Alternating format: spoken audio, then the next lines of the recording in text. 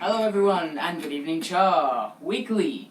This is the weekly edition of Good Evening Charr, a show hosted by myself that shall be released every Sunday or Monday, depending on whether people are ready to record. In saying that, I will be having guests on the show every week, hopefully, here's hoping. And this week we have Commander Rick 56. Say hello, Rick. Hello, everybody. And first and foremost, formalities. Let's catch up on how everyone's been. How have you been, Rick? Oh, I've been very busy with school and work. Fair enough, the old life takes over. Oh, yeah. Turns into a ball and chain, don't you know it? Pretty much same here, just schoolwork, and I was actually really sick. Last 2014 wasn't a good year for me, let's just put it that way. I was sick at 2 points of the year, like sickest I've ever been in my life, and yeah. Oh gosh. Yeah, let's just say it wasn't a good year for me, but it was a good year for pretty much all of my sporting teams. So yeah. That's good. Yeah. The only good thing about 2014. Up the mighty Rabbitohs, we won the grand final. Anyway, this isn't a sports podcast. Let's get on to the news of the week, and basically because we've been away for a while, we haven't caught up on Toy Fair, and basically because there's not a lot in the news this week, we're just going to touch on the Toy Fair news, and let's get started straight away with the Transformers Combiner Wars Protector Bots at Toy Fair 2015. And might I say, they have hit the ball out of the park with the Protector Bots. Yeah, these guys are pretty cool. I like them, both the actual individual characters and the whole combined mode itself. Yeah, so we have First Aid as a retool of Off-Road, the Stunticon. We have Rook, who's a completely new mould. We have Blades, who is a retool of Alpha Bravo. Surprise, surprise. And Streetwise is a retool of one of the car Stunticons. I think it's... Probably Breakdown. Breakdown, I think it's Breakdown. And we have, of course, Hotspot, who's a new mould, and Groove, who's the new Legion Warrior class wave. And might I... Sorry?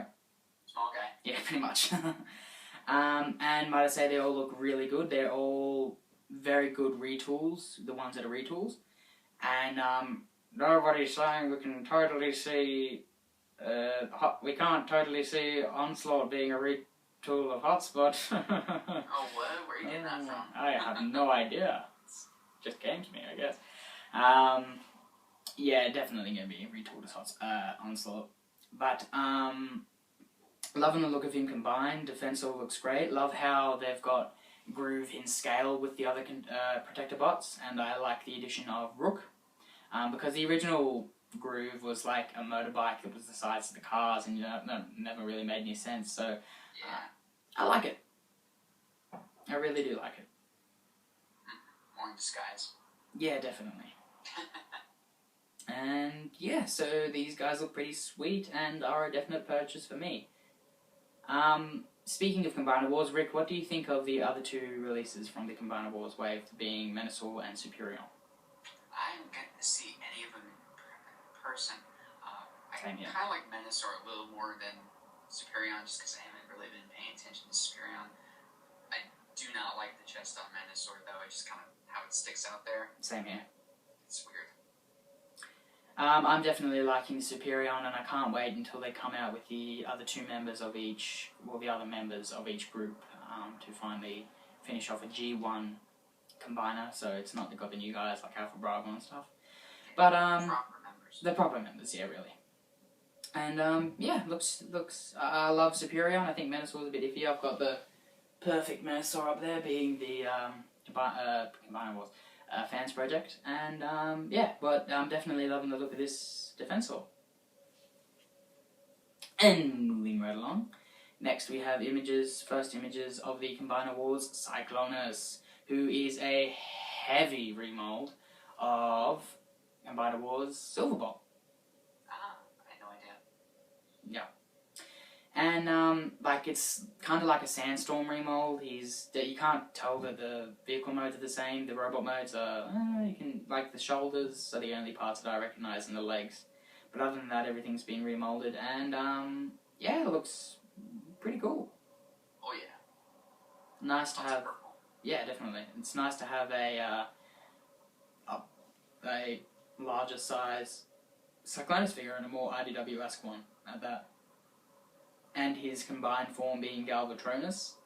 I would have preferred it being at his Armada, but what can you do? Yeah. I guess we can call it whatever we want. They're our toys after all. Yep. But yeah, he looks pretty sweet. And yeah, that's pretty much all I have to say about him. Do you have anything to add? No, I mean, I'd be interested to see what the combiner mode head looks like. I wonder if it's anything like Galvatron. That'd be interesting. Should be interesting indeed. Coming up next is the official look at the individual Constructicons and, of course, Devastator. Okay, now isn't this just a big mixed bag of emotions? So half of them look decent. So even though some of them are severely lacking in articulation, cough cough, scrapper, they look very decent. Some of them, like Scavenger, Scrapper, and Bone Crusher, all look very good. Mixmaster looks okay. Hook, I'm a bit iffy. Basically, the elbows that turn me off, and the little dwarf longhole. Well, that's little. He's the biggest one. The big. He looks so derpy and dwarf-like. It's kind of sad, actually. But I love him. I think he'll end up being my favourite, because I'm obviously going to get this. Oh, yeah. Yeah. All of them look okay. Well, most of them look okay in robot mode. Love the head sculpts. Oh, yeah. Yeah. Agreed. Very slavishly due one, especially Bone Crushers. I love Bone Crusher, by the way. Bone Crusher's probably my favourite. Yeah, he looks good. And yeah, the vehicle modes are all good except for Mixmasters. Now, for some reason, they went slavishly G1 on the vehicle modes for everyone except Mixmaster. They made him like a back-end loaded mixing truck. It's peculiar because his foot mode looks like the old G1 toy would in combined mode, so I don't even know why they did that. It's a silly move on their part. It's like the back end of the truck is the front end of the truck, which is mind blowing. Boggles the mind. But yeah, I mean, for what they are, somebody said originally these were actually these designs were actually around when the first lot of Universe figures were put out. And that's why they're so... Well, firstly, they should all be deluxes, let's be honest. Yeah, totally. Because they're definitely not Voyager class material. And they're...